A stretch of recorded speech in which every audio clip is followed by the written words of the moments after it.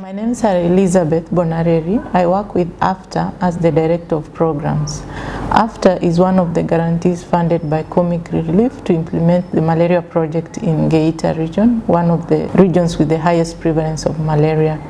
And the project started in 2017 and goes all the way to 2021. And the private health sector surveillance system, we started this system in 2017 when we came together as guarantees funded by Comic Relief. Under Comic Relief initiative, Comic Relief and GSK initiative, we came up with the collective learning platform, which was sponsored by Comic Relief and GSK through Coffee.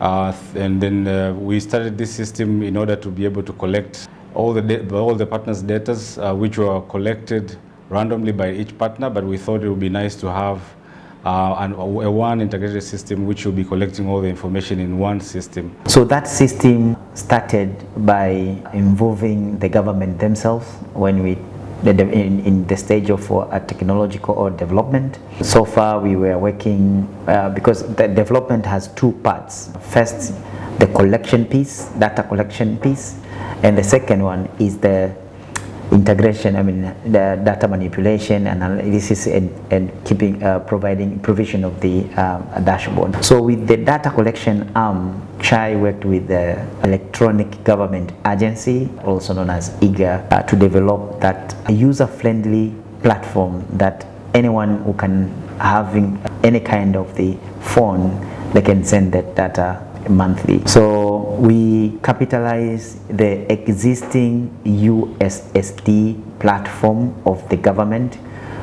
By USSD, I think we understand unstructured supplemental service data platform, whereby almost all Tanzanians we are aware on using like mobile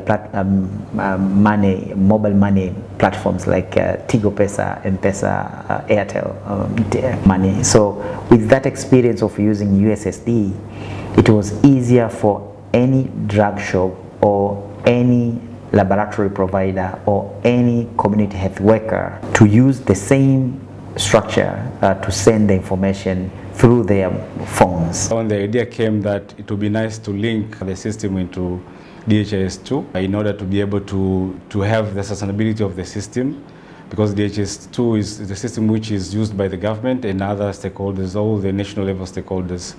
So we started working on it, working with the University of Dar es Salaam and all the members, the CHAI, TCDC, TIMAC, and we came up with a concept note, and the concept note was approved, and then the system was formed, which was able to help us to start key in all the data we are collecting through different projects we are implementing. For example, with TCDC, we have been collecting data which are related to community mobilization and engagement, which is social behavior change communication data.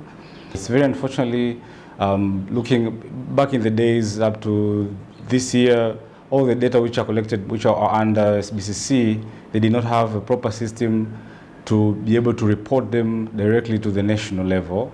So most of the data, especially when it comes to malaria data, we just report and they end up being lost in the narrative reports, and they are not getting anywhere since there's no proper system at the DHIS2 to be able to capture SBCC data. So when this system was developed, we were able, at least for the first few months before the close of our project, to be able to report SBCC data related to malaria. And we feel like this data which is collected will be much more important in decision making from all the levels, from the district level through the CHMT.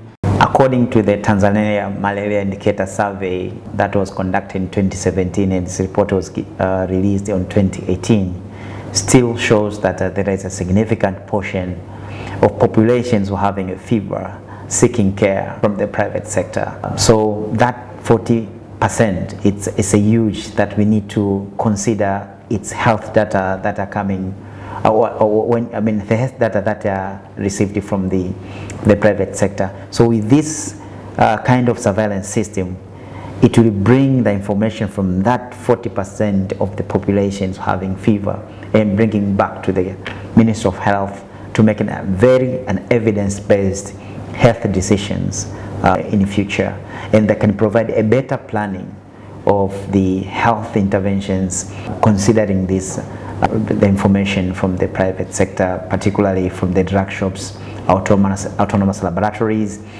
and also the community interventions that are being conducted through the SBCC intervention, particularly for malaria. So this grant has provided a very good way to the government, to support the government through the grantees, and so far the system has shown to be understandable to even other implementing partners, other stakeholders, and as we speak, beyond the regions that the grant we are focusing through the 4 grantees, CHAI, AFTA, TMAC, and TCDC, still we have seen that other partners who are funded by the other donors like USAID, they have taken that the initiative to roll out, to make a rollout of this system. So we believe once all adults, more than 9,000 adults that the registered ones that we have in Tanzania, they can start reporting this informations or the fee-validated informations, malaria, pneumonia, and diarrhea, then it will be much easier for the government to collect that information and making the evidence-based decisions. If this system is adopted by the government, it's one way of addressing the current challenges we are having, whereby we don't have data from the ADOS, autonomous laboratories, or from SBCC interventions formally reported to the government systems. And this system can also be utilized by different stakeholders. We have started with a few interventions like malaria, diarrhea, pneumonia. We have also done family planning, but it can be used for other interventions that are done at the level of ADOS and autonomous laboratories. For instance, for HIV/TB program, you can also add information about this and any other program, because this platform can be adopted and adapted to the needs of the people who want to use it. So it's a starting point, and we expect that different stakeholders will join hands and improve this system, and the government also to ensure that it's rolled out to all regions and councils. One of the learning is we have the real-time data using this system, because the system itself, it allows community health workers to use cell phone. So you see, once the community health worker completed his activity, at the same time he can key all the information in the cell phone. It doesn't have to be a smartphone, even the normal phone, and also it gives a comprehensive view of clinical and community data. This system is integrated through the DHIS2. But for DHIS2, the only information that you can view are the clinical data. But our learning is now people, stakeholders, they can access the community data that have been implemented through the malaria intervention on SBCC. Benefits of this system is that this system is cost effective, that it doesn't require a lot of resources to use it. So the ADOS, wherever they are, or autonomous laboratories located out there in the districts, they just use the same way we do M-Pesa, and they are able to go into the platform and report all the information, and it takes only about 2 minutes to be able to report the monthly information into this system. So it's something that is sustainable beyond the project period.